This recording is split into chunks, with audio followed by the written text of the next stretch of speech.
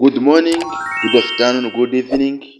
Today I wanted to show how to be influencer to speak in English. Are you ready to speak in English with confidence?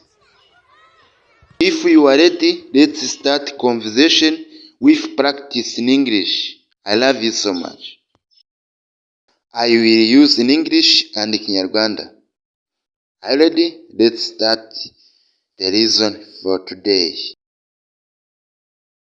Conversation practice in English. Ikiganiro cyagufasha kwitoza. How are you feeling today? How are you feeling today? Umeze ute uyu munsi? I'm feeling great today. I'm feeling great today. Meze neza uyu munsi. Are you working tomorrow? Ejo uzakora. Are you working tomorrow? Yes, I working tomorrow. Yego, ejo nzakora. What time did you wake up? Wabyutse sangahe? I wake up at 7 a.m. Nabyutse saa moya zuzuye. How was your lunch? Amafunguro ya saa sita yari ameze ate? My lunch was delicious. Amafunguro ya saa sita yari aryoshye. Are you free this weekend? Are you free this weekend? Uzaba ubohotse muri weekend? Yes, I'm free this weekend. Yego, ndaba mbohotse. Yes, I'm free this weekend. Did you finish your work? Did you finish your work? Warangije gukora? Yes, I finished my work. Yes, I finished my work. Yego, narangije gukora. Excuse me. Excuse me. I have problem. Nyihanganira gato. Mfite ikibazo. What problem do you have? Ufite ikihe kibazo?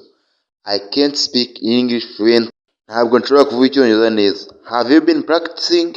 Wigeze witoza? Yes, but I still can't speak English fluent. Yego, ariko sinakivuga neza. How long have you been practicing?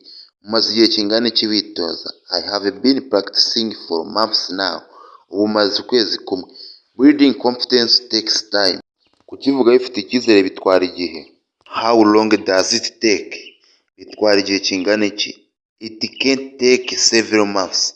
Bitwara amezi menshi. How long do you practicing every day? Umara igihe kingana iki witoza buri munsi? How long do you practicing every?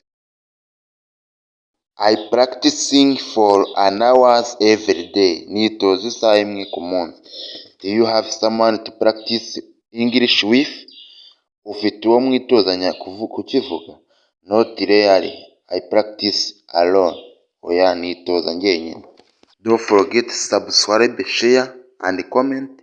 If you enjoyed this video, I will help you and I love you. God bless you.